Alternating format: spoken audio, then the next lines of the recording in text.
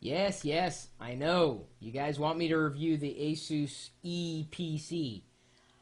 I don't have one. And up until recently, I don't think I really knew anybody at Asus until I met this guy. He's in the chat room right now. Asus engineer.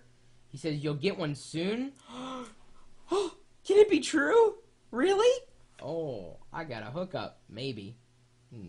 Maybe not. But at least the Asus engineer's got a few tips on TN visas for Canadians. He says his real name, and I'm going to read it since it's going to be shared, is Jimmy from Asus. He says he used to watch me on Tech TV, but didn't think much of it. Then he started watching the videos. He says he's counted 400 so far.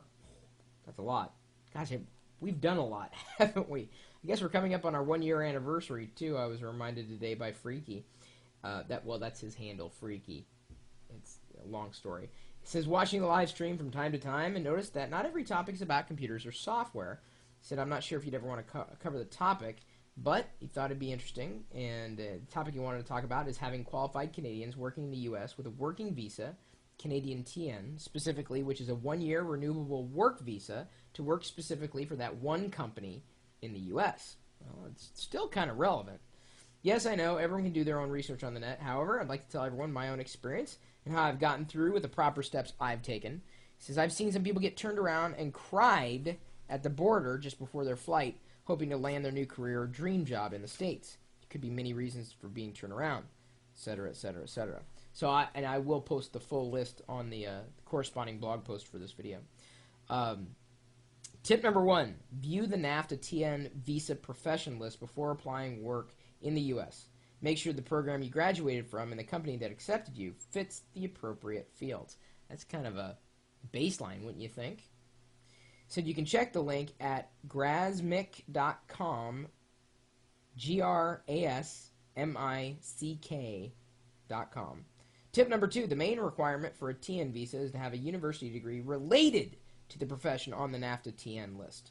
Without a degree, there's no chance of acquiring this visa at the U.S. border. I almost said the Vista, almost acquiring the Vista. Wouldn't that suck? Well, you're going to the U.S. Here's your Vista. Have fun.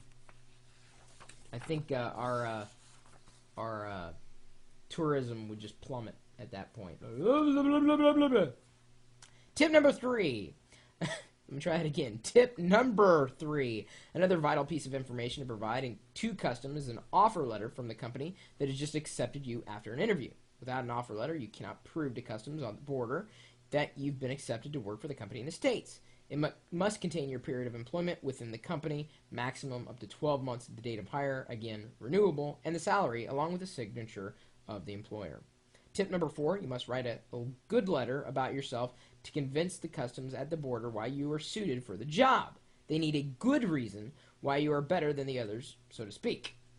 Tip number 5, giving a letter of reference from past employers related to the field you're applying for will definitely help make their decision of allowing you to get a TN. Tip number 6, this is the toughest part of getting a visa, which will make or break a decision allowing the applicant to be awarded the work visa. Chris, I've sat in the room for an hour and I tell you, I was sweating in there. Not so much that room was too warm, but the sweat broke out because I was too nervous, mostly because they were rude, which was expected. This is probably a bad sign, but it is not the best to show them your nervousness and remain calm. Otherwise, they may suspect that something isn't right, even when you have all your paperwork in hand that is valid. The questions I received, if I remember correctly, roughly 4 years ago, will focus on the type of work you'll be doing and screening you whether what I have written is accurate to what I say, in particular to the talent letter I wrote myself. That's about it. He says those are kind of the steps. He says he's not a writer but an engineer, and we love him for that. And he says he's gonna try to connect us with an EPC. I think it's not the triple EPC, it's the EPC. His signature is great though. It says the software business is binary. You're either a 1 or a 0. Well, Jimmy, I would say that you are a 1 in our book.